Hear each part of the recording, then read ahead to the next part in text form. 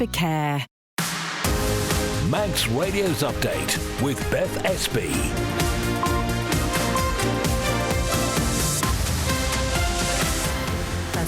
Fastamai, good evening and welcome to Update here on Manx Radio. It's your daily roundup of all things Isle of Man, and once again a lot to cover in the next hour, including Manx Care has announced more cuts. So what services are going to be affected, and ultimately how will you be affected? We'll talk about that more in a couple of minutes.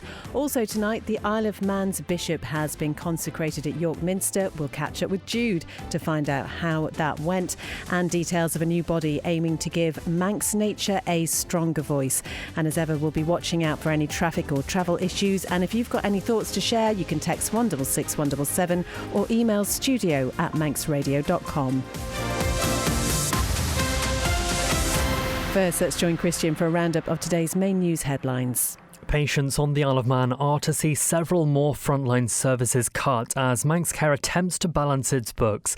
The healthcare body says it's implementing a number of measures to save an additional £5 million and bring its overspend down to £8 million this financial year. With the planning application for the Isle of Man's first onshore wind farm due to be submitted early next year, members of the public are being invited to a series of consultation events later this month. The Caervai wind farm would be situated at Earystane and could provide up to a quarter of the island's annual electricity demand. The final race of Sir Mark Cavendish's glittering cycling career could take place in Singapore next month. Organisers of the Tour de France Prudential Singapore Criterium, which will be held across the 9th and 10th of November, say the meeting is set to be the last race for the sprint legend. And the swing bridge in Ramsey will be shut tomorrow between 9:30 and 11:30 in the morning. The Department of Infrastructure has confirmed the emergency closure is to allow for workers to repair a large hole in the road.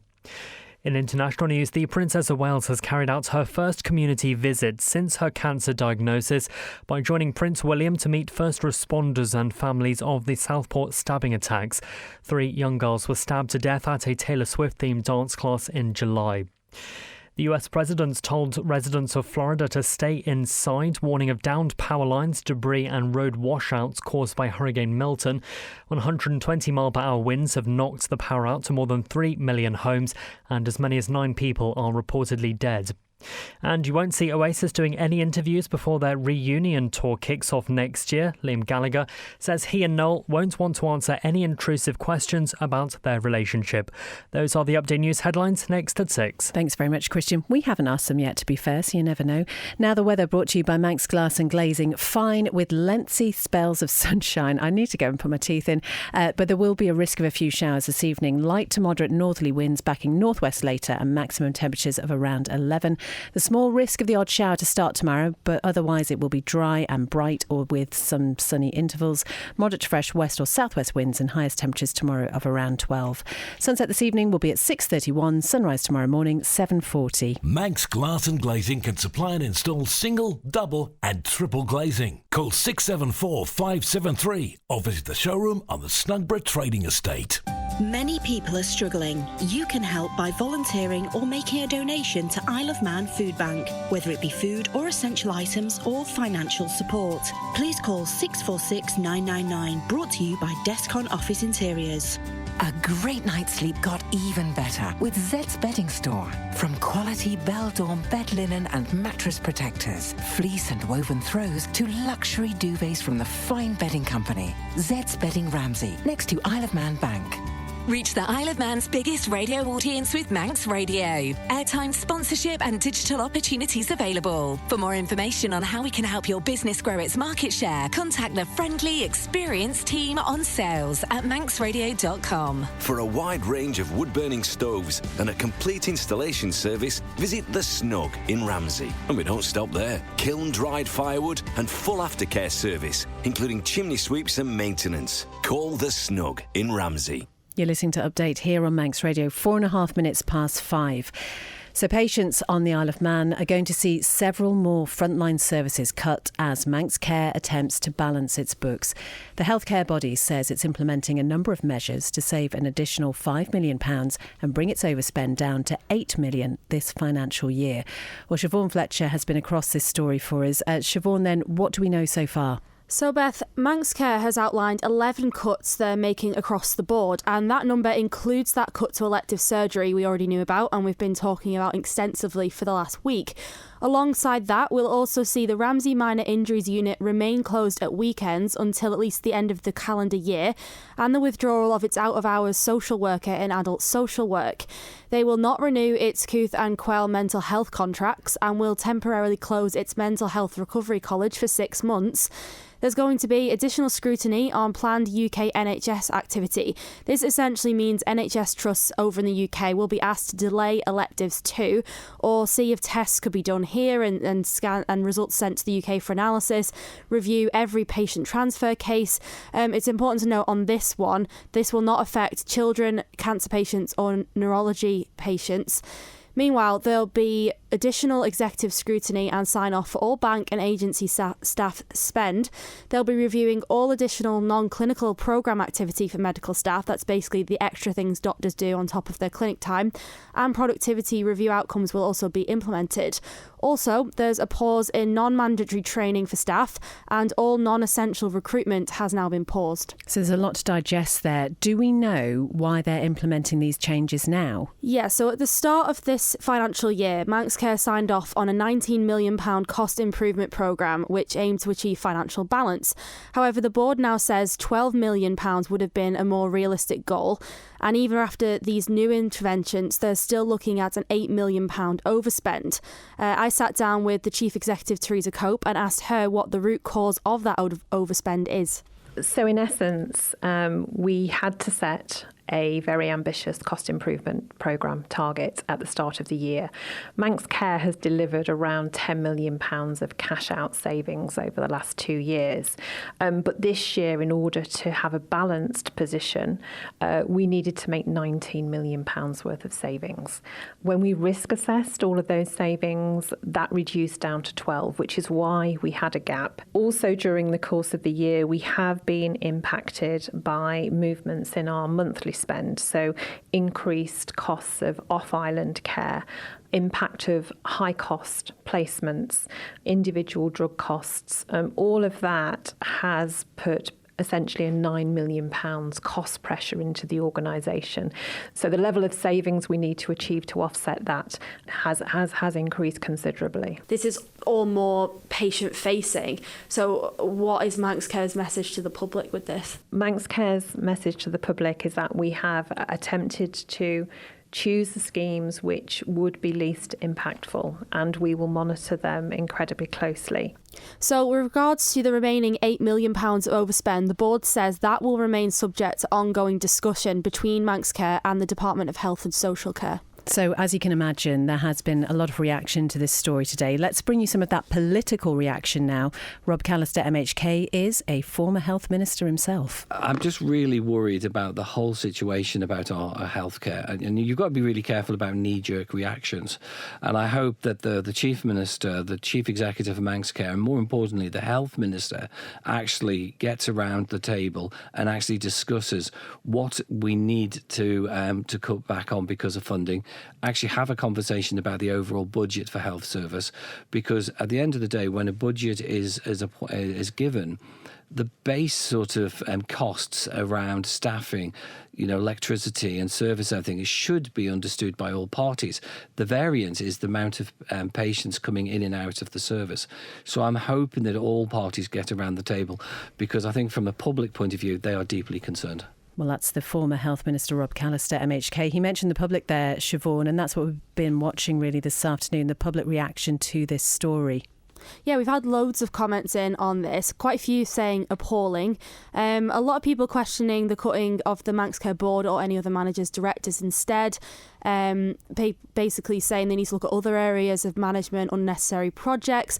But then also there's a lot of comment around the underfunding by the Isle of Man government, overspending. Comment here, government needs to find the funds to comply with Sir Jonathan Michael's recommendations. And actually that's something that I talked to Theresa about, and we'll hear more on that point in breakfast tomorrow morning. And we'll also hear an overview of the situation so far, taking into account some of the changes that we've heard about today, and a special Island Life programme coming up at 5:30. Yep, that was more around that first elective surgery cut that we found out about last week, which then has transpired is actually in this wider range of cuts. But that is a roundup really of all the different comment we've had over the past week, and a bit more of the explainer of why they're having to do it really. Well, Siobhan, thank you very much indeed. And Siobhan did have that little piece of the interview with Chief Executive of Manx Care, Teresa Cope. You can hear that in full in the latest edition of the Manx Radio newscast at manxradio.com. We're going to stay with the issue of Manx Care and health and doctors now, because the British Medical Association is warning the worse the culture gets within the health service, the more it will have an adverse effect on patient care. Now, the trade union has been discussing results of a survey of doctors employed by Manx Care, which highlighted a lack of confidence in management, low morale and a poor culture. We were talking about this on the programme yesterday.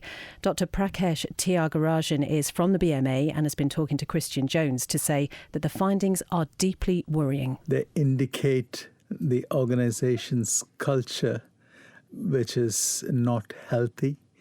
Doctors, on the whole, appear to feel unhappy, disenfranchised, not being listened to. Some doctors have raised concerns the Manx Care system is structurally flawed and needs reform beyond the leadership level. Is the BMA willing to push for a systemic overhaul of Manx Care's organisational structure? The doctors are coming to that stage, but we ought to convince the BMA to actually move that way. We've actually provided the government from the Isle of Man Medical Society with our roadmap, and we're very willing to work. Again, unlike previous reviews that cost over $1 million, I think, this was done entirely voluntarily in our spare time. And we are willing to actually even operationalize those plans. They're very high-level plans. And we are waiting with open arms. One last question. You said last year when the survey was released that you would be, you were quoted as saying that you would be having open and transparent discussions to deliver positive change. And with the release of this survey, in some cases, it's got worse. So it's not entirely on Manx Care, is it? Do you acknowledge that? Yes. I mean, when we say we have failed to deliver change, that's both sides of the table. Yes, you're correct. That is Dr Prakesh Tyagarajan from the BMA. He was talking to Christian there, and you can find out again much more about that at manxradio.com. Some business news now, and Manx Utilities has confirmed a proposed substation for Victoria Road in Douglas is now going to be erected away from a neighbouring property. On Monday, the Smith family got a letter about works to be done on the land which used to be Wineright, but yesterday they say they were shocked to learn that a substation would be built less than 5 metres away from their home and parallel to a bedroom window. Well, in response to this, the Manx Utilities have told us that they have been working with Tesco and the neighbouring property owner to solve this issue, and the substation will now be moved. Ramsey Crookall bring us a stock market report, and tonight they tell us that UK and European markets slipped as investors digested fresh US inflation data, and that came in above expectations. Wall Street stocks were in the red early today as market participants digested September's hotter than expected consumer price index. Gold prices extended gains after traders added to bets that the Federal Reserve will deliver an interest rate cut next month. That's following that latest US economic data. And oil prices rose more than 2%. And that's underpinned by a spike in fuel demand as that major storm barreled into Florida, with Middle East supply risks also in focus. We're looking at the commodities. Gold finished up 0.53% at $2,621. Brent stands up 2.08% at $78.16.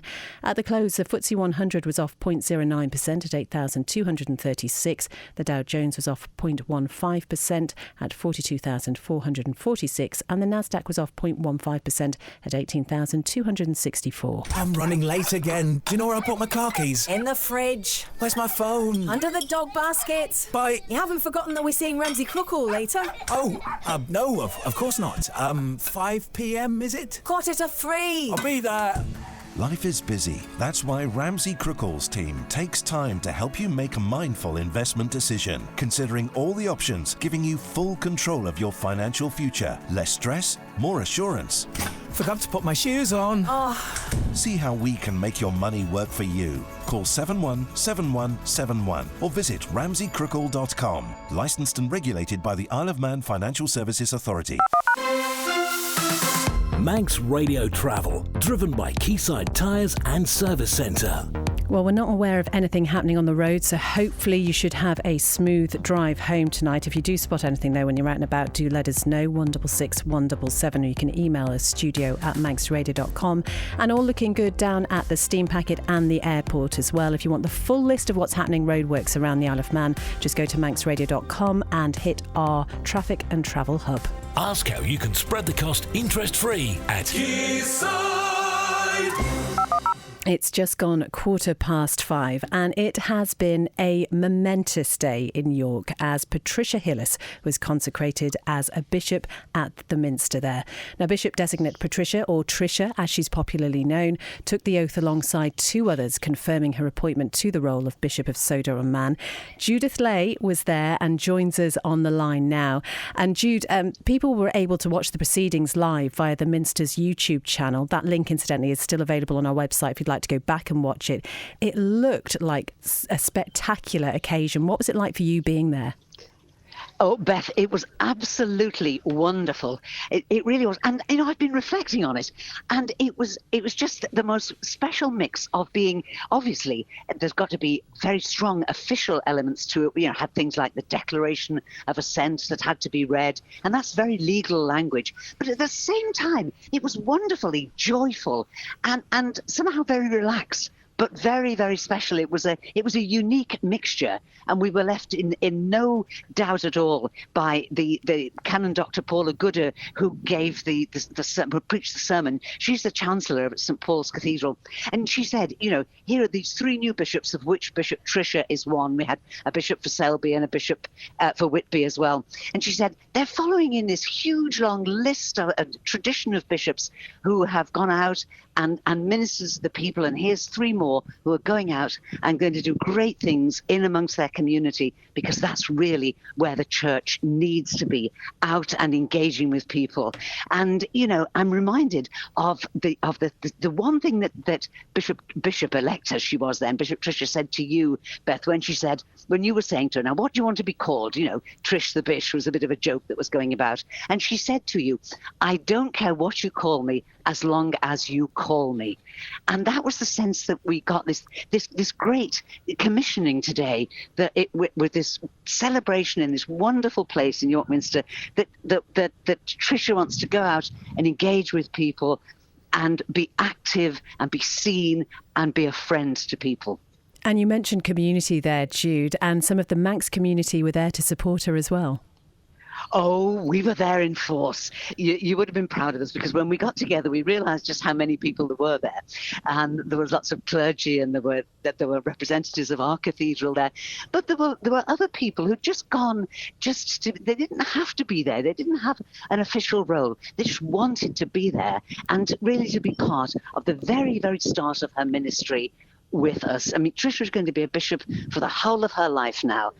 But and that was a special ordination today. But we wanted to be there really to see her on her first stage of her ministry with us on the island, which will start very shortly. And President of Tynwald, Lawrence Skelly, was there, and you spoke to him shortly after the service. This is what he had to say. Well, I think it's an opportunity for people to think about that age-old tradition of why we actually have a bishop in Tynwald. An event like this, which of course is my first experience of it, is truly magnificent. And to hear the Archbishop of York single out the Tynwald and the Isle of Man and the amount of representation here is a very, very proud moment to be here. So I'm delighted to be here and witness this spectacle, which is truly magnificent.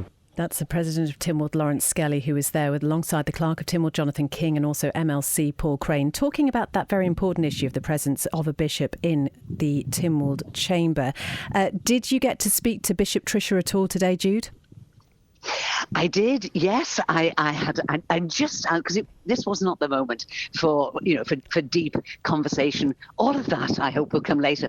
I just asked her how she was feeling, and she was just so happy. She just seemed to be loving every moment of it, which exactly exactly how it should be for her. But one thing I would like to say also, Beth, is that this was very much an ecumenical occasion. This was not just a Church of England event, and it was lovely to see Monsignor John Devine walking in procession with everybody else, and of course representing the Roman Catholic Church on the island.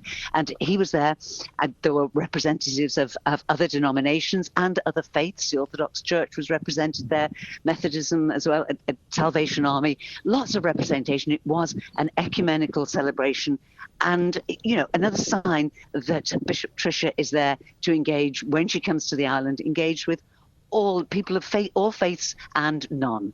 And that was something that came across also very strongly today. Well, Jude, thank you so much for painting such a wonderful picture for us. There will be much more to come from the proceedings today, I'm sure. I know you've been extremely busy. I bet you've not even had any time for tea and cake at all today, knowing you.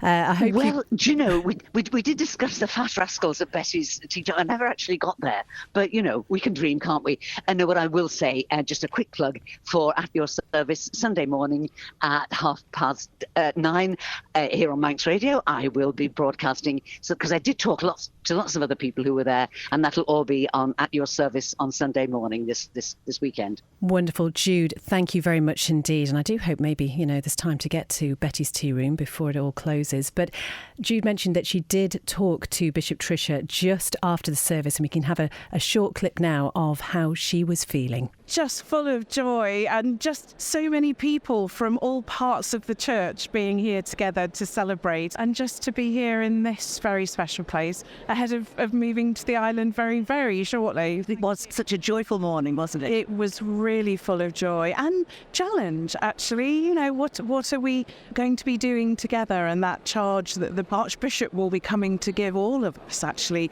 in a couple of weeks. So really excited about that. That is Bishop Tricia speaking shortly after that service this morning to Jude. And as Jude said, there will be much more about that and At Your Service this Sunday. You're listening to Update on Manx Radio. It's 22 minutes past 5, and a new alliance of island-based organisations and ecologists aims to provide a stronger voice for Manx nature. Now, the MNA says it will collectively speak up for nature and act as an independent advocacy group. Simon Richardson, I'm obviously struggling to say advocacy there. I tried it again, Simon. I was no better.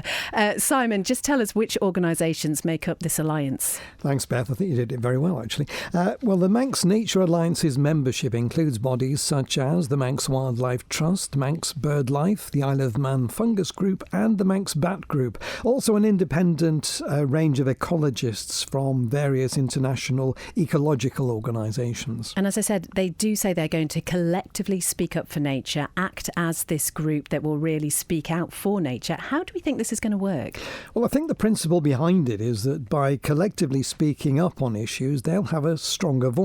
A concern of the group is that, in their words, Manx nature is at its lowest ebb, not only in the diversity of the native wildlife on the island, but also in the natural abundance of the individual species. So if things are so critical over here, how does this sit with the island being a signatory to the Convention on Biological Diversity and things like that? Good question, Beth, and we've been a signatory since 2012.